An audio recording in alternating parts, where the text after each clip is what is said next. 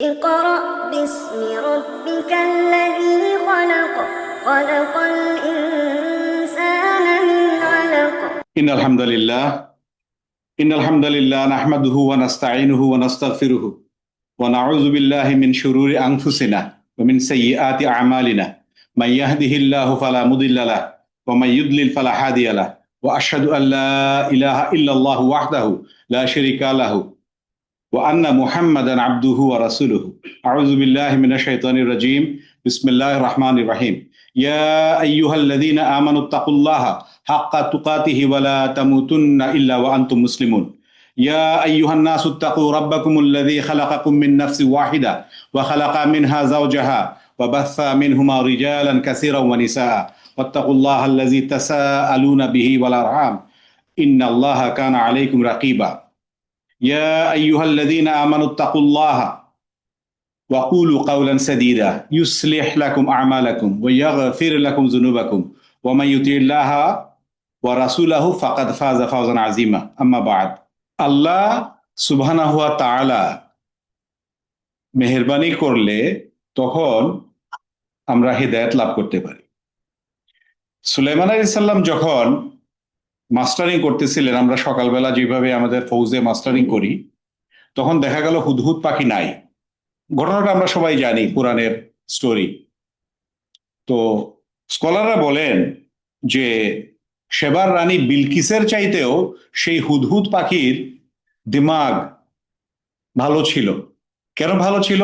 সে এক আল্লাহ বিশ্বাস করেছিল এবং খবর নিয়ে এসেছিল সুলাইমান আলাইহিস সালামের কাছে যে আল্লাহ এত শান শওকত এত কিছু দিয়েছেন, কিন্তু তারা বিভ্রান্ত, তারা সূর্যের উপাসনা করে আল্লাহকে বাদ দিয়ে। ঠিক এইভাবে দেখেন, আল্লাহ রাসূল সাল্লাল্লাহু আলাইহি সাল্লাম, আল্লাহর সর্বশ্রেষ্ঠ রাসূল মুহাম্মদ, উনার উপস্থিতিতে উনার সবচাইতে প্রিয় ব্যক্তিত্ব, উনার আপন চাচা আবু তালিব, উনি হেদায়েত প্রাপ্ত হন নাই। সূরা লাহাব নাজিলের পরে তাফসীরবিদগণ বলেন, আমাদের উলামারা বলেন, প্রায় 10 বছর পর্যন্ত উনার আরেক আপন চাচা আবু লাহাব জীবিত ছিলেন। সূরা লাহাব নাজিলের পরেও আবু লাহাব এবং তার স্ত্রী যদি ঈমান কবুল করতেন, তাহলে কোরআন মিথ্যা হয়ে যেত, সূরা লাহাব মিথ্যা হয়ে যেত। সুবহানাল্লাহ, ওনারা কবুল করেন নাই। সেই প্রেক্ষিতে ওই সময়ে আরবের সানুয়া গোত্রের দিমাদ আজদি নামের এক লোক মক্কায় আসলো। সে একজন কবি ছিল, একজন সাহিত্যিক ছিল, অনেক বড় মাপের একজন গণক ছিল। সে মক্কায় আসার পরে লোকজন তাকে জানালো যে মুহাম্মদ ইবনে আব্দুল্লাহ ওকে এমন কিছু ভর করেছে, জিনের আসর বা এমন কিছু হয়েছে যে কবিতা বলে, নাউজুবিল্লাহ, উল্টাপাল্টা কথা বলে। এটা শোনার পরে সেই দিমাদ গোত্রের সানুয়া গোত্রের সেই দিমাদ আজদি সে মুহাম্মদুর রাসূলুল্লাহ সাল্লাল্লাহু আলাইহি ওয়াসাল্লামের কাছে গেল। অন্য লোক সাহস করতো না, মনে করতো যে তারাও জাদুগ্রস্ত হয়ে যাবে। সে গেল, কারণ সে নিজে একজন গণক। সে যাওয়ার পরে সে গিয়ে বলল, ইয়া মুহাম্মদ, আমি শুনেছি তোমার একটু সমস্যা হচ্ছে, আমি অনেক লোকের চিকিৎসা করেছি, উপকার করেছি, তুমি যদি চাও আমি তোমার উপকার করতে পারি। ওটা শোনার পরে আল্লাহ রাসূল সাল্লাল্লাহু আলাইহি ওয়াসাল্লাম খুতবাতুল হাজাব পড়লেন তার সামনে, যেটা আমি মাত্র তিলাওয়াত করলাম। তো আল্লাহ রাসূল সাল্লাল্লাহু আলাইহি ওয়াসাল্লাম সাহাবীদের বলেছেন, সেখান থেকে আমরা এটা পেয়েছি। তো দিমাদ এটা শোনার পরে বলল, হে মুহাম্মদ, এটা আমাকে আবার শোনাও। আল্লাহ রাসূল সাল্লাল্লাহু আলাইহি ওয়াসাল্লাম দ্বিতীয়বার শোনালেন। তারপরে দিমাদ বলল, আবার শোনাও। তৃতীয়বার শোনালেন। এরপরে বলল যে আল্লাহর কসম, আমি নিজে একজন কবি, আমি অনেক বড় বড় আরব কবিদের সাথে আমি বাহাস করেছি, এইটা কবিদের কোনো কথা না, এটা গণকের কোনো কথা না, এটা আল্লাহ আযজা ওয়া জালের কাছ থেকে আসা। হে মুহাম্মদ, তোমার হাতটা বাড়াও, আমি ঈমান আনবো। সুবহানাহু ওয়া তাআলা। তো আমরা আজকের এই আলোচনার ভূমিকা হিসেবে যেটা বললাম, আমরা আল্লাহর কাছে সাহায্য চাই যেন আল্লাহ আমাদের হিদায়াত দেন। আমরা অনেক লেকচার শুনি, অনলাইন লেকচার শুনি, অনেক বড় বড় উলামাদের শুনি, কিন্তু আসলে আমাদের ওই আল্লাহ রহম না করলে আমরা আসলে লাভবান হই না, উপকৃত হই না। তো আজকের এই কথাগুলো থেকে আমরা যেন উপকৃত হই, এই জন্য এই স্টোরিটা, এই গল্পগুলা বললাম কোরআন এবং হাদিসের ভিত্তিতে। সম্মানিত শ্রোতা, আমার খুব প্রিয় দুইজন সিনিয়র আমার সামনে বসা, আর আমার আরেক কলিগ। তো স্যার, আলহামদুলিল্লাহ যে আমরা আল্লাহ আমাদেরকে তৌফিক দিয়েছেন একসাথে হওয়ার, সবচেয়ে বড় জিনিস ঈমান সহ এখনো আছে, আলহামদুলিল্লাহ। এর চাইতে বড় আর কোনো নিয়ামত নাই আসলে। তো আলহামদুলিল্লাহ। তো আজকে আমরা এমন একটা যুগে বাস করছি, আমরা এখানে বলছি যে আমাদের পোস্ট ওয়েস্টফেলিয়ান সোসাইটি, আমাদের রাষ্ট্র আছে, আমাদের কনস্টিটিউশন আছে, আমাদের লেজিসলেশন আছে, আইন আছে, আমাদের সবচেয়ে ইম্পর্টেন্ট এখন যেটা বলি, আমাদের প্রযুক্তি আছে, এবং এটা নিয়ে আমরা খুব গর্ব করি, উই বোস্ট। কিন্তু আমাদের অন্যায় কমেনি, সমাজ থেকে অন্যায় কমেনি, রাষ্ট্রীয় সন্ত্রাস কমেনি, সামাজিক সন্ত্রাস কমেনি, আমাদের সংঘাত কমেনি, আমাদের নৈতিক যে আমাদের উন্নতি সেটা আমরা লাভ করতে পারিনি, শান্তি হয়নি। তাহলে স্বভাবত এটা প্রশ্ন আসে, আধুনিক সমাজ কি শুধু প্রযুক্তি ও অর্থনৈতিকভাবে শক্তিশালী কাঠামো দিয়ে তৈরি, নাকি এটার একটা নৈতিক ভিত্তি অপরিহার্য? এনসাইক্লোপিডিয়া ব্রিটানিকা সমাজকে সংজ্ঞায়িত করে এইভাবে, আমি যেটা বুঝেছি সেটা লিখেছি। সমাজ হলো এমন একদল মানুষ যারা একটি নির্দিষ্ট ভূখণ্ডে বাস করে, একটি সাধারণ রাজনৈতিক কর্তৃত্বের অধীনে থাকে এবং নিজেদের একটি স্বতন্ত্র পরিচয়ের ব্যাপারে সচেতন থাকে। I am American, I am western.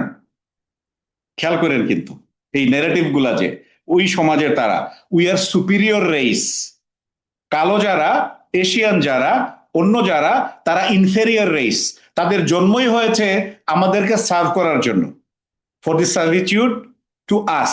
এই যে জিনিসগুলা, এইগুলা সেই সমাজের ডেফিনেশনটা নিয়ে আসে। আমাদের বুঝতে হবে যেটা, সেটা হলো এই যে এনসাইক্লোপিডিয়া ব্রিটানিকা, এটা তাদের তাদের ন্যারেটিভ, তারা বলে কিভাবে সমাজটা গড়ে উঠবে। কিন্তু তাদের এই ডেফিনেশনে সমাজের যে ন্যায়পরায়ণতার ভিত্তি, ইনসাফের ভিত্তি, আদলের ভিত্তি, এই কথাগুলো তারা বলে না। এই যে শূন্যস্থানটা, এইখানেই আমাদের ইম্পর্টেন্স, এইখানেই আমরা বুঝবো ইসলাম কিভাবে এখানে আসবে। আধুনিক সমাজ গঠনে ইসলামের ভূমিকা, এইটা আসলে একটা ধর্মীয় আলোচনা শুধু নয়, আমি মনে করি এটা আমাদের একটা সিভিলাইজেশনাল কোয়েশ্চেন, সভ্যতাগত একটা প্রশ্ন। কারণ আধুনিক শব্দটি আসলে এটা খুব অ্যাপারেন্ট, প্রত্যেক যুগের মানুষ মনে করেছে তারাই আধুনিক। এবং আমরা কোরআনে দেখি আল্লাহ এমনও বলছেন কিছু জাতির কথা, যে এরকম জাতি আমি সৃষ্টি করি নাই। তার মানে সেই জাতি কি আমাদের চেয়ে ইনফেরিয়র ছিল? আমরা যদি কোরআনে বিশ্বাস করি তাহলে বলতে হবে অবশ্যই না। তো তার মানে এই আধুনিক কথাটাকে আমাদের বুঝতে হবে একটা আপেক্ষিক ভাবে। যদিও আমরা এই আধুনিক কথা নিয়ে অনেক গর্ববোধ করি, বাট আমাদের বুঝতে হবে যে প্রযুক্তি বা ইনফ্রাস্ট্রাকচার, অবকাঠামো, অর্থনৈতিক প্রবৃদ্ধি, এগুলা বর্তমান সেকুলার পৃথিবীর মানদণ্ড হইতে পারে, বাট কোরআন হাদিসের আমাদের যে ফ্রেমওয়ার্ক, মুমিনের যে মানদণ্ড, সেই মানদণ্ড অনুযায়ী সেটাকে আমরা আধুনিক বলতে পারি না। এই জন্য আমরা আধুনিক সমাজ না, আমরা এখানে বলবো এই টাইটেলের সাথেই যে ন্যায়ভিত্তিক ও কল্যাণকর সফল সমাজ গঠনে ইসলামের ভূমিকা। আমরা চাই কল্যাণকর সমাজ, আমরা চাই সফলতা। আমাদের সফলতার, এই আমাদের বলতে আমি, আপনি, আমাদের সবাইকে বলছি, আমাদের সাথে অনলাইনে যারা আছেন বা আমাদের বোনরা যারা আছেন, আমরা সবাই, আমরা হলাম কুরআন সুন্নাহ ভিত্তিক ফ্রেমওয়ার্ক, সেই ফুরকান, সেই মানদণ্ড, যেটা ক্রাইটেরিয়া আল্লাহ দিয়েছেন, সেই অনুযায়ী আমরা আমাদের সফলতা বুঝি, দুনিয়া এবং আখেরাত দুইটা সফলতা। রব্বানা আতিনা ফিদ দুনিয়া হাসানা ওয়া ফিল আখিরাতি হাসানা, দুইটা সফলতা। এই নিয়েই আজকে একটু সংক্ষেপ আলোচনা করি ইনশাআল্লাহ। ওয়া মা তাওফিক ইল্লা বিল্লাহ, আলাইহি তাওয়াক্কালতু ইলাইহি উনীব। ইসলাম আসলে, আমার ভাই আব্দুল সালাম যেটা বললেন, যে এটা আসলে ওই ধর্মীয় কিছু রিচুয়ালস, আচার অনুষ্ঠান নয়। যেই কারণে Islam is a complete code of life. আমরা বলি মুখ দিয়ে, বাট আসলে এই মুখ দিয়ে বলে ওইটাকে আমরা ইন্টারনালাইজ করি না, ভিতরে নেই না, দেমাগে নেই না। যে কারণে আমাদের এখন পর্যন্ত খুব খারাপ অবস্থা। আমরা সর্টস অফ ফুটবল, সবাই আমাদেরকে কিক করছে, কারণ আমরা ওইটা ইন্টারনালাইজ করি নেই। দিনাল ইসলামে আমার ভাই ও বোনেরা, আজকের আলোচনায় সংক্ষিপ্তভাবে আমি ইসলাম আসার আগে আরবদের কি অবস্থা ছিল, পশ্চিমা সভ্যতার যে তত্ত্ব, সোশ্যাল কন্ট্রাক্ট থিওরি যে চুক্তি, ইন্টারন্যাশনাল রিলেশনসে যে নৈতিকতা, ইসলামিক উম্মা বলতে আমরা যেটা বুঝি, এটার একটা বুদ্ধিবৃত্তিক যে প্রবাহ, এটা নিয়ে আমরা সংক্ষেপে তথ্যবহুল আলোচনা করব, আল্লাহ যেন সহজ করেন। শেষে আমরা বাংলাদেশ আর সমকালীন সমাজের জন্য আমাদের কি শিক্ষা আজকের অনুষ্ঠান থেকে নিয়ে যাব, সেটা নিয়ে আলোচনা করে শেষ করব ইনশাআল্লাহ। হযরত উমর ইবনুল খাত্তাব রাদিয়াল্লাহু আনহু বলেছেন, এবং this is quoted by numerous scholars, western and also orientalist. আল্লাহর রাসূল সাল্লাল্লাহু আলাইহি ওয়াসাল্লামের one of the mightiest companion Umar, উনি বলেছিলেন, ইসলাম আসার আগে আমরা ছিলাম লাঞ্ছিত, দরিদ্র এবং তুচ্ছ। ইসলাম এসে ইসলামের মাধ্যমে আমাদেরকে সম্মানিত করেছে। মারাত্মক একটা কথা বলেছিলেন উনি। কারণ আমরা যদি ম্যাপের দিকে খেয়াল করি, তাহলে আপনি দেখেন সৌদি আরবিয়া, বর্তমানে আমরা যে সৌদি আরবিয়া দেখি, এটাকে যদি মাঝখানে আমরা টান দিয়ে কাটি উত্তর দক্ষিণে, তাহলে একদিকে নাজদ আর একদিক দিয়ে হলো হিজাজ, এইটা ছিল। এখন ওই সময়ে পার্সিয়ান এম্পায়ার, পারস্য সাম্রাজ্য বিশাল ক্ষমতাশালী ছিল, আর বাম দিক দিয়ে ছিল বাইজেন্টাইন, ইস্টার্ন বাইজেন্টাইন এম্পায়ার, পূর্ব রোমান সাম্রাজ্য। এই দুই পরাশক্তির মাঝখানে এই আরবদের কেউ পাত্তাও দিত না। আমাদের লোকাল ল্যাঙ্গুয়েজে যদি বলি, এরা ঝগড়াঝাটি করতো, উট কার ঘাস খেয়ে ফেলছে, এগুলো নিয়ে বছরের পর বছর, শতাব্দীর পর শতাব্দী, they were not bothered about them. এত তুচ্ছ ছিল। ইসলাম আসার পরে মাত্র কয়েক বছরে আল্লাহ রাসূল সাল্লাল্লাহু আলাইহি সাল্লাম ইসলাম নিয়ে আসলেন, একটা সমাজ ক্রিয়েট করলেন, কল্যাণকর সমাজ উনার নেতৃত্বে। সেই সমাজের এমন অবস্থা হলো, খালি পায়ের রাখালরা আল্লাহর উপর তাওয়াক্কুল করে সেই দুই পরাশক্তিকে মাত্র 20-22 বছরে পরাভূত করলো। আমরা সেই সমাজের কথা বলছি যখন আমরা ইসলামী সমাজ বলি। That is the standard laid by the prophet Muhammad সাল্লাল্লাহু আলাইহি সাল্লাম। কারণ তৎকালীন আরব সমাজকে আইয়ামে জাহিলিয়াতের যুগ বলা হতো কেন? নারীদের কোনো অধিকার ছিল না, ছিল না কোনো উত্তরাধিকার, তারা ছিল ভোগ্যপণ্য বস্তু। আজকের ওয়েস্টার্ন ওয়ার্ল্ড নারীদেরকে সেটাই প্রমোট করে, আমাদের নারীরা বুঝে না। কন্যা শিশুকে জীবন্ত কবর করতো তারা। তারপরে গোত্রীয় প্রতিশোধ, এটা ছিল সামাজিক রীতি। আসাবিয়া, আমার গোত্র, যেটাকে আমরা বর্তমানে জাতীয়তাবাদ বলছি, অনেকটা ওই রকম। আর দাস ছিল পণ্যের মতো। আমার দাস, তাকে আমি যা ইচ্ছা করতে পারবো, কাটতে পারবো, মারতে পারবো, ইউজ করতে পারবো, এরকম ছিল। আমার দাসী, তাকে দিয়ে আমি দেহ ব্যবসা করাতে পারবো, সেই টাকা নিতে পারবো। That was the society. ওইটা ছিল আইয়ামে জাহিলিয়াত। আর সেই সোসাইটির তাদের তথাকথিত যে নেতারা ছিলেন, সেই নেতাদের কথাই ছিল final. That was the law, that was the legislation. এর উপরে কোনো কথা ছিল না। আল্লাহ রাসূল সাল্লাল্লাহু আলাইহি সাল্লাম ইসলাম নিয়ে আসলেন, নারীরে দিলেন মর্যাদা, দিলেন উত্তরাধিকার, সব উল্টায় দিলেন। ওইখানে যে জাহেলিয়াতের যে নিয়ম কানুন ছিল সব উল্টে গেল। দাস মুক্তিকে বলা হলো ইবাদতের অংশ। গোত্র, কুরাইশ, উই আর সুপিরিয়র, এইগুলোরে আল্লাহ রাসূল বললেন ওনার পায়ের নিচে সাল্লাল্লাহু আলাইহি সাল্লাম। উল্টা বললেন কি, উম্মা, উম্মা ইজ সুপিরিয়র, উম্মার কোনো বর্ডার নাই, এটা আল্লাহ রাসূল সাল্লাল্লাহু আলাইহি সাল্লাম বললেন। প্রতিশোধের পরিবর্তে ন্যায় বিচার। পৃথিবীর ইতিহাসে আমরা কি কোনো যুদ্ধ দেখি যেখানে কমান্ডার ইন চিফ বিজয়ী হওয়ার পরে অথবা বিজয়ী হওয়ার আগে ক্ষমা করে দিয়েছেন? মক্কা বিজয় যেরকম, victory of Mecca, we don't see. আমরা তো ইতিহাসের ছাত্র কম বেশি। মোহাম্মদ রাসূলুল্লাহ সাল্লাল্লাহু আলাইহি ওয়াসাল্লাম যেইভাবে ক্ষমা করে দিলেন ইন অ্যাডভান্স, তারপরে আবার সম্মানিত করে দিলেন তাদেরকে যারা সবচেয়ে বেশি উনারে পার্সিকিউট করেছিল। আবু সুফিয়ানের ঘরে গেলে সে নিরাপদ। সুবহানাল্লাহ, চিন্তা করেন। মানে এই জন্যই তো উনাকে আল্লাহ সুবহানাহু ওয়া তাআলা বলেছেন উসওয়াতুন হাসানা, যে উনি আমাদের জন্য উত্তম আদর্শ। তো এখন আধুনিক সমাজ ব্যবস্থা দেখেন আবার ওই আইয়ামে জাহিলিয়াতের সাথে প্যারালাল। আমরা যদি হেরোডোটাসের দি হিস্ট্রি রেফারেন্স নেই, অথবা পেলোপনেজিয়ান ওয়ারের আমরা থুসাইডিসের রেফারেন্স নেই, তখন আমরা দেখি যে উনি বর্তমান পশ্চিমা যে জগৎ, সেই জগতের রিয়ালিজম বলতে যেটা ইন্টারন্যাশনাল বলে, সেইখানে উনি হলেন সেটার জনক। উনি in the history of Peloponnesian war, যখন মেলিয়ান ডায়ালগ বলতে একটা ফেমাস ডায়ালগ ছিল, এথেন্সের লোকজন তারা গেল ক্ষুদ্র রাষ্ট্র মেলিয়ানে গিয়ে, তাদের পার্লামেন্টে সেই রাষ্ট্রদূত অনেকটা আমাদের যে এরকম করে গত কিছুদিন ছিল, সেই রাষ্ট্রদূত এসে বলল যে the strong do what they can and the weak must suffer, what they must. কঠিন কথা, অনেক কঠিন কথা, যে আমার যা ইচ্ছা তাই করবো, এটাই কিন্তু চলতেছে ওয়েস্টার্ন ওয়ার্ল্ডে। আমরা যদি ইসরায়েলের দিকে তাকাই, আমরা যদি এথনিক ক্লিনজিং দেখি, কালকে পরশুদিন খবরে দেখলাম যে 15 জন আমাদের পার্শ্ববর্তী দেশের অফিসাররা, মিলিটারি অফিসার, তারা রিজাইন দিয়েছে, ইন্ডিয়ান অফিসার। তারা বলেছে যে ইট ইজ আনকনস্টিটিউশনাল যে এথনিক ক্লিনজিং শুরু হয়েছে ইন্ডিয়ান কাশ্মীরে। এগুলো চলতেছে। তো ওই যে the strong do what they can and the weak suffer what they must, এটাই সেই রিয়ালিজম, এটাই আসছে। এটা আসলে সমাজে বা রাষ্ট্রে কোনো নৈতিক সত্তা নয়, নৈতিকতা নাই, ক্ষমতার ভারসাম্য নাই, শিয়ার অ্যারোগ্যান্স, শিয়ার অ্যারোগ্যান্স।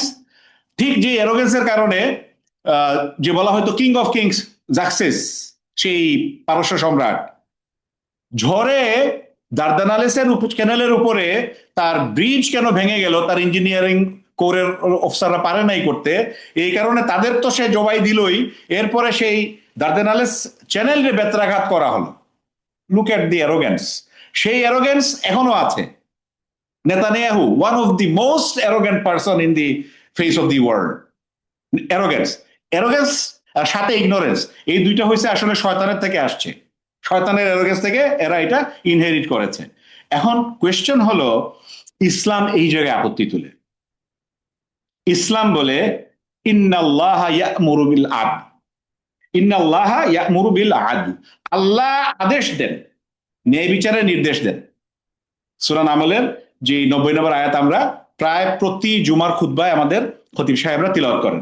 ইসলাম এখানে শক্তির অস্বীকার করে নাই, ইসলাম এখানে শক্তিকে ন্যায়পরায়ণতা, আদল, ইনসাফের আন্ডারে নিয়ে আসে, যাতে করে শক্তি ভারসাম্যহীন না হয়ে যায়, আল্লাহর দেওয়া আইনের ভিতরে থাকে।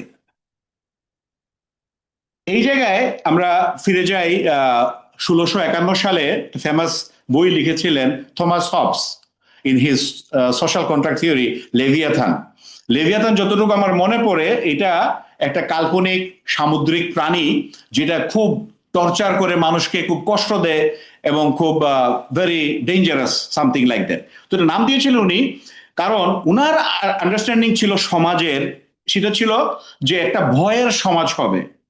থবসের কথা হলো, natural state of man is very solitary, poor, nasty, brutish and short. তাই মানুষ নিরাপত্তার জন্য তার নিজের স্বাধীনতা ত্যাগ করে দিবে, সর্বময় কর্তৃত্ব যার, তার কাছে আত্মসমর্পণ করবে ইত্যাদি। তার মানে উনার দেখা বা উনার যে চিন্তা ভাবনার সমাজটা ছিল, সেই সমাজটা ছিল ভয়ের সমাজ হবে।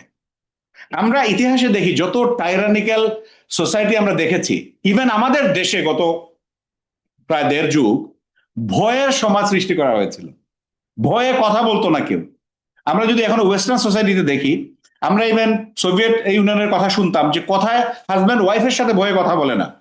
আমাদের দেশেও আমরা সেটা গত কয়েক বছর আসলেই আমরা এক্সপিরিয়েন্স করেছি। তো এইখানে ইসলাম বলতেছে যে, ইসলামের আর্গুমেন্ট কি, সেটা হয়েছে যে মানুষ ফেরেশতাও না, মানুষ কোনো অ্যানিমেলও না, কোনো পশুও না, মানুষ আল্লাহর খলিফা। ইন্নী জাইলু ফিল আরদি খলিফা। আল্লাহ যখন মানুষ সৃষ্টি করার নিয়ত করলেন, ওনার ইচ্ছা করলেন, ফেরেশতাদের বললেন আমি পৃথিবীতে আমার প্রতিনিধিত্ব পাঠাবো। সো এইখানে ইসলামী সমাজের ভিত্তি ভয় না, দায়িত্ব, রেসপন্সিবিলিটি। এই রেসপন্সিবিলিটি টুয়ার্ডস আল্লাহ, তাওহীদ বুঝতে হবে, টুয়ার্ডস রিসালা, আল্লাহ রাসূল সাল্লাল্লাহু আলাইহি ওয়াসাল্লামকে জানতে হবে, উনার পথ অনুসরণ করতে হবে, এবং আমানা, ইমানের যে আমানত, যে এই আমানতটা রাখতে হবে, পারস্পরিক আমানতটা রাখতে হবে, ইত্যাদি ইত্যাদি। এইটা আমাদের ইসলাম বলে দিচ্ছে। প্যারালালি আমরা যদি ইউরোপিয়ান আরেক গ্রেট মাইন্ড রুসোকে দেখি, উনি যখন লেভিয়াথানের সাথে উনি একটু মতপার্থক্য করলেন থমাস হবসের সাথে, উনি বললেন জেনারেল উইল ও নৈতিক সমাজ, উনি উল্টা বললেন। উনি বললেন যে man is born free but everywhere he is in chains. মানুষ জন্ম হয়েছে স্বাধীন, কিন্তু সব জায়গায় তার পায়ে একটা বেরি পরানো আছে। Sovereignty lies in the general will. এটা হচ্ছে উনার কথা বা উনার হাইপোথেসিস বা উনার থিওরি। বাট সমস্যা হলো, এই যে জেনারেল উইল বললেন, এই জেনারেল উইলটা কে ঠিক করে দিবে? Who will make sure that this is the general will? Majority কি সবসময় নৈতিক? অনেক দেশ আছে এখন এলজিবিটি মেজরিটি এগ্রি করে ফেলছে, এটা কি নৈতিকতা হলো? This are the question. এইখানেই গণতন্ত্রের সংকট আসে। আর ইসলামিক উম্মার কনসেপ্টে এটা সংখ্যাগরিষ্ঠ হইলেও সেটা হবে না যদি তা হক ও ন্যায়ের পরিপন্থী হয়, যদি সেটা আল্লাহর আইনের পরিপন্থী হয়, যদি সেটা আল্লাহ রাসুল সাল্লাহ আলি সাল্লামের শেখানো দেখানো পথে না হয়, এটা যদি মেজরিটি 99.9% এগ্রি করে সেটা হবে না। এইটাই হচ্ছে উম্মার কনসেপ্ট। কেন? আল্লাহর আদেশ, এবং এই আদেশের আয়াত সূরা নিসার 135 নম্বর আয়াত হার্ভার্ডের ল স্কুলে ইনস্ক্রাইব করে রাখছে তারা। আমার আপনারা ভালোবেসে রাখে নাই, ফর শিওর রাখছে, কারণ আল্লাহ কি বলছেন দেখেন, ন্যায়ের উপরে এর চাইতে ভালো কিছু তারা পায় নাই হার্ভার্ডের অথরিটি তাদের কথা অনুযায়ী। সেই আয়াতে আল্লাহ বলছেন কুনু কাওয়ামিনা বিল কিসত, ন্যায়ের উপর দৃঢ়ভাবে প্রতিষ্ঠিত থাকো। সেটা যদি তোমার নিজের বিরুদ্ধে হয়, তোমার বাবার বিরুদ্ধে হয়, মায়ের বিরুদ্ধে হয়, ভাইয়ের বিরুদ্ধে হয়, আত্মীয় স্বজনের বিরুদ্ধে হয়, ধনীর বিরুদ্ধে হয়, গরিবের বিরুদ্ধে হয়, মানে কোনো পার্থক্য করতে হবে, ন্যায়ের উপরে থাকতে হবে, হক এর উপরে থাকতে হবে। এইটাই হচ্ছে ইসলামের কথা এখানে। ইমানুয়েল কান্ট আরেকজন ফিলোসফার ইউরোপিয়ান, উনার পারপেচুয়াল পিস, উনার আরেকটা চিন্তা ভাবনা ছিল, উনি স্বপ্ন দেখতেন এমন একটা রিপাবলিকান রাষ্ট্র হবে, এমন আন্তর্জাতিক আইন হবে, বিশ্ব শান্তি বিরাজ করবে। এই জন্যই বলা হয়েছে পারপেচুয়াল পিস, শান্তি আর শান্তি, অবারিত শান্তি।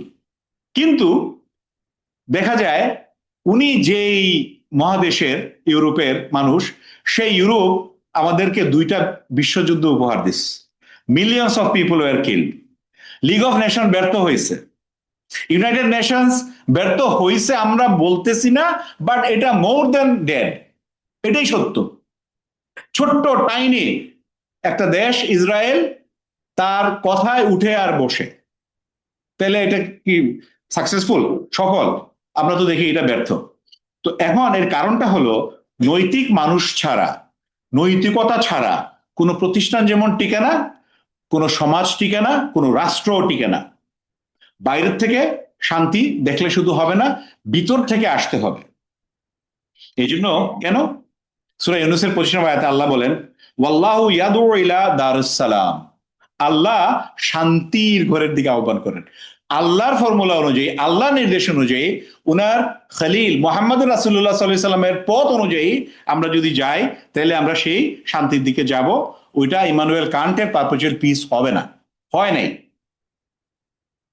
এর সাথে আসলো এই কোল্ড ওয়ারের উপরে ভিত্তি করে যখন সোভিয়েত ইউনিয়ন ভেঙে গেল, আমেরিকা একচ্ছত্রভাবে ওয়ার্ল্ড পাওয়ার হয়ে গেল, তখন দুইজন ওয়েস্টার্ন রাইটার, দুইজনই আমেরিকান ব্যাকগ্রাউন্ডের, ফ্রান্সিস ফুকুয়ামা, উনি the end of history and the last man standing, আর স্যামুয়েল হান্টিংটন লেখলেন দি ক্ল্যাশ অফ সিভিলাইজেশন। একজন আরেকজনের চ্যালেঞ্জ করেন, ফুকুয়ামা আগে লেখলেন, উনারে চ্যালেঞ্জ করে হান্টিংটন লেখলেন।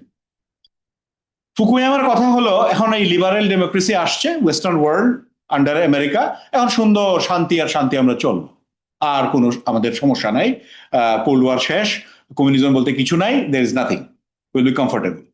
উনারে মাত্র উনি মনে 92 সালে দিলে ওনার লেখা পাবলিশ করলেন। এর 3-4 বছর পরে স্যামুয়েল হান্টিংটন লিখলেন যে না, আই ডিসএগ্রি, কারণ ক্ল্যাশ অফ সিভিলাইজেশন, সভ্যতার সংঘাত ইজ ইন দি অফিং আসছে। এবং সেই সভ্যতা বলতে উনি আসলে চাইনিজ, ইসলামিক এইভাবে বললেন, বাট আমি as a student of knowledge আমি মনে করি এটা আসলে ইসলামকে মেইনলি হিন্ট করা হয়েছে, বাট সরাসরি নাম নেন নাই, একটু বাকিগুলো নিয়ে এসছেন। কেন আমি এটা বললাম, উনার এই বইয়ের পরের থেকে আমরা দেখি যে কন্টিনিউয়াসলি মুসলিম স্টেটগুলোর উপরে একটার পর একটা আঘাত এসছে, আর কারো উপরে তো আসে নাই। সাউথ আমেরিকানদের কথা উনি বলেছেন, ওদের উপরে তো আসে নাই, চাইনিজদের উপরে আসে নাই, আসছে কাদের উপরে? পুরা নর্থ আফ্রিকা থেকে নিয়ে মুসলিম বেল্টে, হয় সরাসরি সামরিক অভিযান, অথবা অর্থনৈতিক অভিযান, অথবা ইন্টেলেকচুয়াল অভিযান, অথবা কালচারাল, অথবা কোকা কোলা অভিযান। মানে আমাদেরকে সাবসার্ভিয়েন্ট করা হচ্ছে এবং হয়েছে অলরেডি।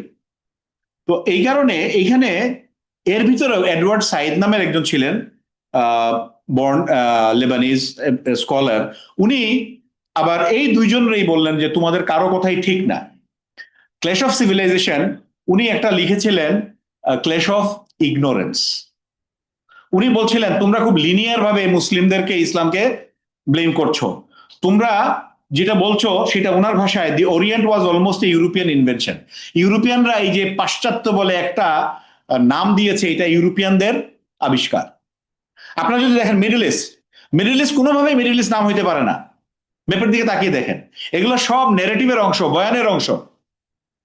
মেরকাটার প্রজেকশন বলে চার্ট, একটা প্রজেকশন আছে, চার্ট বানায়, সেখানে আমার দেশটা সবচেয়ে বড়, আমার দেশটা সেন্ট্রাল, আপনার দেশ ছোট, আপনার কলজাটাকে ছোট করা হবে, আপনার চিন্তা ভাবনাকে ছোট করা হবে, আপনাকে হীন দৈন্য করা হবে।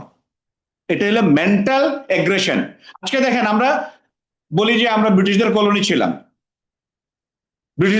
ছিলাম, বলি, এখন আমরা আর কলোনিয়াল, আমরা স্বাধীন। আসলে কি স্বাধীন? আমরা কি মেন্টালি এখনো পরাধীন না? আমরা কি এখনো colonized না by our nature, by our thinking? চিন্তাই করতে পারি না আমরা স্বাধীনভাবে কিছু। এইটার কারণেই এই এডওয়ার্ড সাইদ বললেন যে ইসলাম ইজ নাইদার ওয়েস্ট নর ইস্ট, ইসলাম ইজ ইউনিক। যদিও কিন্তু উনি আমার জানা মতো ইসলাম গ্রহণ করেন নাই, বাট উনি সত্যবাদী একজন স্কলার ছিলেন। উনি বলেছিলেন ইসলাম ইজ ইউনিক। তুমি হান্টিংটন, তুমি ফ্রান্সিস ফুকুয়ামা, তোমরা যেভাবে ইসলামকে পোট্রে করছো, ইসলাম ইজ নট দ্যাট। এটা আমরা বলি কোরআন রেফার করে, আল্লাহ যেভাবে শিখিয়েছেন ওয়াকাযালিকা জাআলনাকুম উম্মাতাম ওয়াসাত। আল্লাহ বলছেন আমাদেরকে আল্লাহ উম্মাতুল ওয়াসাত, মধ্যমপন্থী জাতি হিসেবে করেছেন। আমরা এক্সট্রিম এই দিকও না, এক্সট্রিম এই দিকও না। আমরা দুনিয়া ছেড়ে ফিরিস্তা হইতে পারবো না, কারণ ফিরিস্তাদের আল্লাহ সৃষ্টি করেছেন তাসবিহ তাহলিলের জন্য। আমাদেরকে আল্লাহ সৃষ্টি করেছেন আল্লাহর খলিফা প্রতিনিধি, আল্লাহ শিখিয়ে দিয়েছেন আখেরাতের জন্য দুনিয়াতে আমরা কাজ করব, আখেরাতে গিয়ে সেটার বেনিফিটটা পাবো, বাট দুনিয়া বাদ দিয়া না। আবার এক্সট্রিম আমরা শুধু দুনিয়া, খাওয়া দাওয়া ফুর্তি করো, আগামীকাল বাঁচবে কিনা বলতে পারো, ওই সব জায়গায় যাইতে পারবো না। We have to be in between, in the middle. আমরা আল্লাহ রাসূলের দেখানো পথে শরিয়া।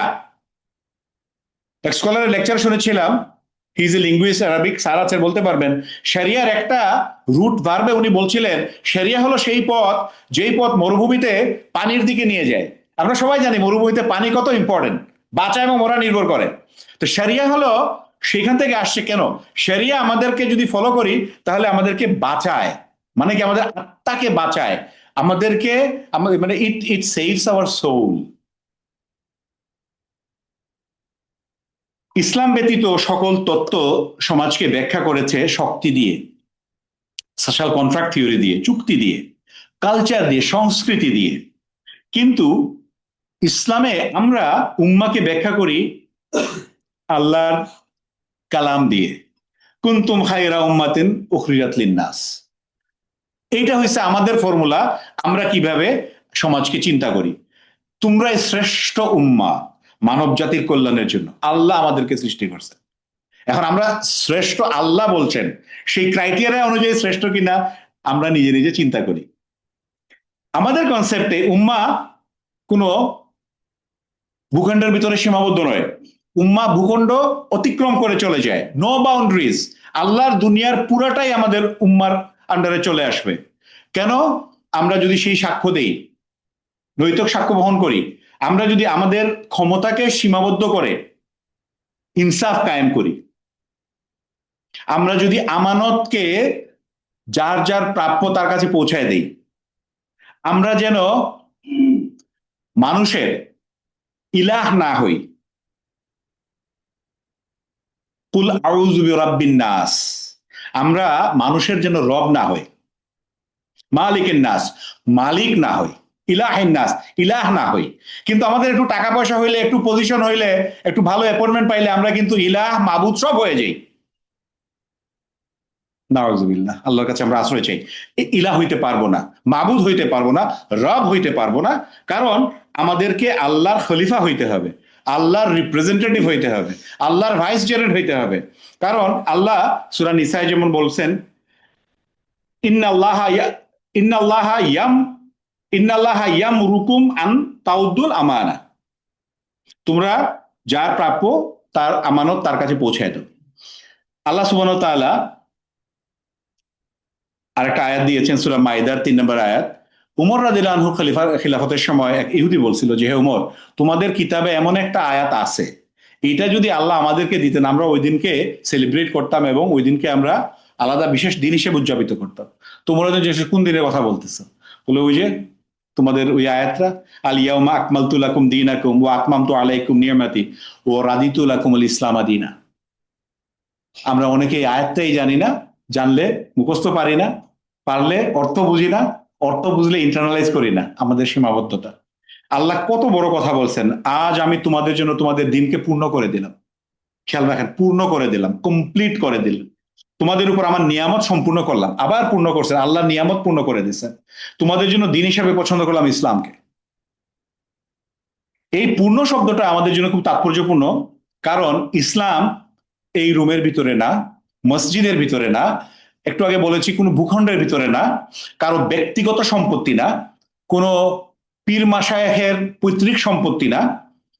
ইসলাম কারো ইচ্ছা মতো আইনের বিষয় না, কারো নৈতিকতার উনার ডেফিনেশনের ভিতরে না, বরং সবকিছুতে সমাজ, অর্থনীতি, রাজনীতি, আন্তর্জাতিক সম্পর্ক সব কিছুতে আল্লাহ রাসূল সাল্লাল্লাহু আলাইহি সাল্লাম যেই ফ্রেমওয়ার্ক দিয়েছেন সেটা হলো ইসলাম।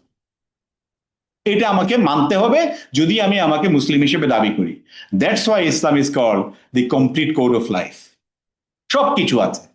বাথরুমে বাম্পা দিয়ে ঢুকবো, সেখান থেকে নিয়ে কমান্ডার ইন চিফের দায়িত্ব, প্রেসিডেন্টের দায়িত্ব, প্রাইম মিনিস্টারের দায়িত্ব, পররাষ্ট্রমন্ত্রীর দায়িত্ব, ইমামের দায়িত্ব, সালাতুল জানাইজে, সব কিছু দেওয়া আছে। আমি জানি না, এটা আমার সীমাবদ্ধতা। ইসলামের এখানে কোনো ফল্ট নাই, দোষ নাই। যে কারণেই আল্লাহ সুবহানাহু ওয়া তাআলা সূরা আল ইমরানের 19 নম্বর আয়াতে বলছেন, ইন্নাদ দীনা ইনদাল্লাহিল ইসলাম। আল্লাহর কাছে একমাত্র গ্রহণযোগ্য দিন হইল ইসলাম। কিন্তু এই ইসলামের সমাজটা স্কলাররা বলেন যে 3টা স্তরে বুঝতে হবে।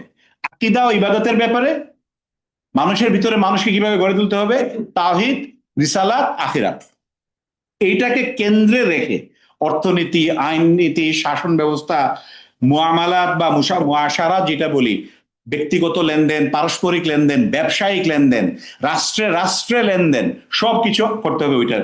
সেইখানেই আসবে ইসলামী সমাজের যেই কথাটা আমরা বলছি এবং পার্থক্য করছি পশ্চিমা সমাজ ব্যবস্থা, যেটা আমরা এনসাইক্লোপিডিয়া ব্রিটানিকার রেফারেন্স দিয়ে নিয়ে আসলাম।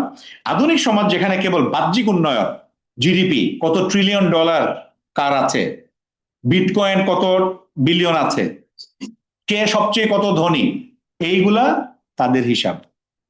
আমাদের হিসাব চরিত্র, নৈতিকতা দিক দিয়ে সবচেয়ে কে বেশি অ্যাডভান্স। আমাদের জানা আছে জাপান অর্থনৈতিকভাবে আমেরিকার পরে দ্বিতীয় শক্তিশালী অর্থনৈতিক রাষ্ট্র। জাপানে প্রতি সোমবারে, জাপানের তো 1 সেকেন্ড লেট হয় না তাদের যে ট্রেন বা তাদের যে মেট্রো যে সিস্টেমগুলো, প্রতি সোমবারে 1-2 মিনিট 3 মিনিট লেট হয়, তখন অ্যানাউন্সমেন্ট হয় যে আমরা যেটা বলি অনিবার্য কারণবশত 30 সেকেন্ড লেট বা 1 মিনিট লেট। এটার কারণ হলো প্রত্যেক সোমবারে অনেক লোক ওই ট্রেন লাইনে, ট্রাম লাইনে সুইসাইড করে। সুইসাইড করার মেইন কারণ হলো শনি এবং রবিবারে উইকেন্ড থাকে, ইচ্ছা মতো ড্রিঙ্ক করে এনজয় করে, তারপরে তাদের সোমবারে সকালবেলা প্রচন্ড রকমের প্রেশার ক্রিয়েট হয়, কারণ তার যেই চিফ এক্সিকিউটিভ অথবা তার এমডি যে দায়িত্ব দিয়েছিলেন সেটা সে করে নাই, প্রেশার ফিল করে, দুনিয়ার প্রেশার, তখন সে তার লাইফ নিয়ে নেয়। আমরা ইউরোপ আমেরিকাতে যদি দেখি, সেই সমাজ ফলো করতে করতে ঢাকায় হয়ে গেছে 40-60% ডিভোর্স রেট ইন ঢাকা। ঢাকাতে আমরা জানি না, কারণ আমরা এটা আমাদের জন্য একটা টেবু, আমরা এটাকে বলতে চাই না। ঢাকাতে আপনার আমার পরিচিতদের মাঝে অনেকে আছে, অনেকে বলতে আমি 100-200 বলছি না, 1000 বলছি না, লক্ষাধিক, লক্ষাধিক লিভ টুগেদার করে ঢাকাতে। ঢাকাতে হোমোসেক্সুয়ালিটি আপনারা বিশ্বাস করবেন না, আমি এনজিওদের সাথে কিছু কাজ করি, এগুলো চিন্তার বাইরে। ওইটা হইল পশ্চিমা সংজ্ঞায়, পশ্চিমা সমাজের ইন্ডিকেটরস যে উই আর ডুইং গুড। আমাদের তথাকথিত সুশীল তারা এটাতে হ্যাপি। আল্লাহ আমাদেরকে ক্ষমা করুন এবং হেদায়েতের ভিতরে রাখুন। আল্লাহ রাসূল সাল্লাল্লাহু আলাইহি ওয়াসাল্লাম বলেছেন সর্বশ্রেষ্ঠ যুগ ছিল উনার যুগ, উনার সাহাবীদের যুগ। তারপরে তাবেইন, তাবেইন, সই হাদিস আসছে। তো ওই যুগ যদি শ্রেষ্ঠ হয়, তাহলে আমরা এখন কেন বলবো যে পশ্চিমা সমাজ, ইস আমরা যদি হইতাম। আজকে আমেরিকান এম্বাসির সামনে এত লম্বা ভিসার লাইন কেন হয়? আমরা তো নামে মুসলমান, অ্যাকচুয়াল মুসলমান হলে তো ওখানে হইতো না। প্রয়োজন যাব, চিকিৎসার জন্য, লেখাপড়ার জন্য যাব। স্থায়ীভাবে যাওয়ার জন্য সেই ভোর 4টা থেকে তো লাইন দিতাম না, দিচ্ছি কেন? আমরা মা মুসলমান দেখে মুসলমান, অ্যাকচুয়াল মুসলমান হই নাই আমরা। ইসলামের শাসন ব্যবস্থা ছিল জবাবদিহিমূলক। শাসক যিনি, উনি আল্লাহকে ভয় পেতেন, এবং এই কারণে উনি প্রতিনিয়ত সব সময় ভয়ের ভিতরে থাকতেন। ওমর রাদিয়াল্লাহু আনহুর এই স্টোরি আমরা সবাই জানি, পিঠে ময়দা নিয়ে দৌড়াচ্ছেন, উনি বলছে আমার পিঠে দাও, কিয়ামতের দিনে তো তুমি আমার বহন, আমার এই বোঝা তুমি ক্যারি করবে না। ফেমাস স্টোরি, জেরুজালেমে গেছেন, উনার রাখাল উটের পিঠে উনি টানতেছেন উট। আজকে পশ্চিমা বিশ্ব সার্ভেন্ট লিডারশিপ নিয়ে বড় বড় বই লেখে, বেস্ট সেলার হয়। আমাদের মোহাম্মদুর রাসূল সাল্লাল্লাহু আলাইহি ওয়াসাল্লাম যে সার্ভেন্ট লিডারশিপের যে উৎকৃষ্ট উদাহরণ দিয়ে গেছেন, উনার সাহাবায়ে কেরাম দিয়ে গেছেন। আমরা আনপড়, আমরা এটা পড়ি না, জানি না, কিন্তু আমাদের লিগেসি ছিল, ইসলামের লিগেসি হইল ইকরা, রিড। ওইটা দিয়ে আল্লাহ প্রথম বাণী পাঠিয়েছিলেন আরশুল আজিম থেকে উনার রাসূলের কাছে। তো এইটা আমাদের মনে আনতে হবে আমাদের সমাজের জন্য। আল্লাহ রাসূল সাল্লাল্লাহু আলাইহি ওয়াসাল্লাম বলেছেন, কোরআন এবং সুন্নাহ এই দুইটা জিনিস রেখে গেলাম, তোমরা যদি এই দুইটা আঁকড়ায় থাকো, তাহলে তোমরা সঠিক পথ প্রাপ্ত হবে। এখন দেখেন আরেক ফিতনা শুরু হয়েছে, দি কোরআনিয়ান। এরা হাদিস না, আমরা হাদিস মানি না, মানে গন্ডমূর্খ যারে বলে, দে আর লাইক দ্যাট। শয়তানের ফিতনা, আল্লাহ তাদেরকে হেদায়েত করুক, আমরা দোয়া করি তাদের জন্য। তো আমাদের যেটা বলা সেটা হলো যে আধুনিক সমাজ বদলায় তাদের, কারণ তাদের কোনো ফিক্সড ক্রাইটেরিয়া নাই, ডিভাইন ক্রাইটেরিয়া নাই। আপনি আজকে এলজিবিটি তারা একসাথে, এখন আর মেয়ে ছেলেদের বাথরুম আলাদা নাই, একসাথে। কিন্তু 1960-70s এর বই যদি দেখেন, তাদের লেখা, যদি কোনো ছেলে মনে করতো যে সে একটু অন্য জেন্ডারের, তার জেন্ডারটা তার বডির ভুল বডিতে চলে আসছে, এইরকম বললে তখন তাকে সাইকিয়াট্রিস্টের কাছে পাঠানো হতো। আজকে তারা এটাকে নর্মালাইজ করে ফেলছে, শয়তান এইভাবে নর্মালাইজ করাইছে। বলতে চাচ্ছি যেটা, যে যেহেতু তাদের ডিভাইন স্বর্গীয় আল্লাহর দেওয়া কোনো ক্রাইটেরিয়া নাই, কোনো ফ্রেমওয়ার্ক নাই, সেই কারণে তারা প্রতিনিয়ত তারা অসিলেট করতেছে, দুদুল্যমানতার ভিতরে আছে, এবং শয়তান সুযোগ নিচ্ছে। ইমাম গাজজালী রাহিমাহুল্লাহর একটা লেখা আসছে, উনি খুব সুন্দর বলেছেন, ইসলাম দুনিয়াকে সংশোধন করে যেন তার বান্দার আখিরাত সুন্দর হয়। অর্থাৎ ইসলাম দুনিয়া বিমুখ নয়, আবার দুনিয়ার পূজারীও নয়। শাইখুল ইসলাম ইবনে তাইমিয়া রাহিমাহুল্লাহ বলেন, শরিয়া মানুষের কল্যাণের জন্য আল্লাহর সর্বোচ্চ নীতি। সুবহানাল্লাহ, আমাদের কল্যাণের জন্য আল্লাহর সর্বোচ্চ নীতি, আল্লাহ শরিয়াকে লেজিসলেট করেছেন, আমাদের জন্য দিয়েছেন। আল্লাহ সুবহানাহু ওয়া তাআলা আল্লাহ রাসূলের মাধ্যমে সাল্লাল্লাহু আলাইহি সাল্লাম আমাদেরকে জানিয়েছেন, আল্লাহ যার কল্যাণ করতে চান, সহিহ হাদিস, আল্লাহ তার দ্বীনের জ্ঞান বাড়িয়ে দেন। আল্লাহ যেন আমাদেরকে সেই জ্ঞান বাড়িয়ে দেন, যাতে করে ইসলামী সমাজের যে বৈশিষ্ট্য, তাওহীদের ভিত্তিতে আমাদের ইউনাইটেড হওয়া, ঐক্যবদ্ধ হওয়া, ন্যায় বিচার ও সাম্যতা আনা, শক্তিশালীর উপরও আইন। আল্লাহ রাসূল সাল্লাল্লাহু আলাইহি ওয়াসাল্লামের কঠিন ওয়ার্নিং, সতর্কবাণী, তোমাদের আগের অনেক জাতি ধ্বংস হয়েছে কেন? তারা তাদের ক্ষমতাশালী ধনীদেরকে শাস্তি দিত না, গরিবদের শাস্তি দিত। আমরা কি আমাদের চারপাশে এটা দেখি না? আমরা দেখছি, কিন্তু we are seeing it, observing it. তার মানে শক্তিশালী ক্ষমতাশীলের উপরে কোনো আইন নাই, দুর্বলের উপরে আইন। কিন্তু ইসলাম বলছে উল্টাটা, শক্তিশালীর আইনের ভিতরে আনো, আর দুর্বলের নিরাপত্তা দাও। এটাই দি বিউটি অফ ইসলাম। বর্তমান আধুনিক, তথাকথিত আধুনিক সমাজের সবচেয়ে বড় যে ভয়, যে জিরো, শূন্যতা, এইটা হয়েছে এইখানে, ইনসাফ আদলের ব্যাপারে। এইখানেই তাদের দেউলিয়াত্ব, আর এই দেউলিয়াদের পিছনে আমরা চোখ বন্ধ করে ছুটছি। আলহামদুলিল্লাহ, আমি শেষ পর্যায়ে চলে এসেছি। আবার আপনাদেরকে ফিরে নিয়ে যে এনসাইক্লোপিডিয়া ব্রিটানিকার সেই ডেফিনেশনে, সংজ্ঞায়, এনসাইক্লোপিডিয়া ব্রিটানিকা যে সমাজের কথা বলে, ইসলাম সেই সমাজকে অস্বীকার করে না, বুঝতে হবে। ইসলাম বলে এটাকে কল্যাণকর সমাজ করতে হবে, উম্মাহ করতে হবে। নৈতিক দায়িত্ব নিতে হবে। আল্লাহর রুবুবিয়াত, উলুহিয়াত, আসমা ও সিফা, আল্লাহর তাওহীদ এর ভিত্তিতে, আল্লাহর রাসূল সাল্লাল্লাহু আলাইহি সাল্লামের প্রেসক্রিপশন অনুযায়ী জবাবদিহিতার আলোকে যেই সমাজ পরিচালিত হবে, সেই সমাজটাই এন্ডোর্স করে ইসলাম। অতএব সোসাইটির বাহ্যিক যে কাঠামো, সেই কাঠামোটা যদি আমরা ধরি এনসাইক্লোপিডিয়া ব্রিটানিকার ডেফিনেশন অনুযায়ী, আমাদের ইসলামের উম্মাহ কনসেপ্টটা হলো সেটার কালব, হার্ট, হৃদয়, আত্মা। এই আত্মা ছাড়া একটা সোসাইটি শক্তিশালী হতে পারে না, ন্যায়পরায়ণ হতে পারে না, ন্যায়বান হতে পারে না, সবচেয়ে ইম্পর্টেন্ট টেকসই হতে পারে না, চিরস্থায়ী বা অনেক বছর ধরে, শত শত বছর ধরে স্থায়ী হইতে পারে না। সেই সমাজ কান্ট বি রাইচিয়াস অ্যান্ড সাস্টেনেবল, হইতে পারে না, কারণ দে আর ডেভয়েড অফ ওই ফর্মুলা, আল্লাহ আল্লাহ রাসূলের দেওয়া ফর্মুলা। আজকের তথাকথিত আধুনিক বিশ্বে সোসাইটি আছে, স্টেটস আছে, পাওয়ার আছে, ভেরি পাওয়ারফুল স্টেটস আছে, but they are devoid of ইনসাফ। ইনসাফ নাই, এথনিক ক্লিনজিং হচ্ছে, তারা সেটার কোনো কথাই মুখে নিচ্ছে না, গায়েই নিচ্ছে না। আমাদের জন্য ভাবার বিষয় হলো, আমরা এই মুসলিমরা, আমরা কি ইউনাইটেড হতে পেরেছি? আমরা কি উম্মাহ হতে পেরেছি? আমরা কি কোরআন এবং সুন্নাহর যে ডেফিনেশন সেই অনুযায়ী ঐক্যবদ্ধ এবং নৈতিকতা সমৃদ্ধ উম্মাহ হতে পেরেছি? যদি না হতে পারি, এবং হতে পারি নাই এটা আমরা সবাই জানি, বাট এখনো যদি চেষ্টা না করে থাকি, তাহলে আমরা এভাবেই থাকবো যতদিন আমরা আমাদের উন্নতি না করব। এবং আমাদের জবাবদিহিতা, ইনসাফ, নৈতিকতা না থাকায় আমাদের কোনো মুসলিম হিসাবে সম্মানও থাকবে না, গৌরবও থাকবে না, কোনো ক্ষমতাও থাকবে না। ফুটবল হয়ে যাবে, will be kicked age we are being kicked. আমরা লাথি খেতে খেতেই চলতে থাকবো। আল্লাহ আমাদেরকে এই অবস্থা থেকে আমাদেরকে আল্লাহ উত্তরণ দিন, আল্লাহ আমাদেরকে কবুল করুন। সম্মানিত শ্রোতৃবৃন্দ, পরিশেষে সবার জন্য একটা প্রশ্ন রেখে আমি আমার বক্তব্য শেষ করতে চাই। বাংলাদেশে আমরা কি আধুনিক সমাজ গড়তে চাই, না ইনসাফ ভিত্তিক সভ্যতা করতে চাই? আলহামদুলিল্লাহ, আল্লাহ আমাদেরকে তৌফিক দান করুন।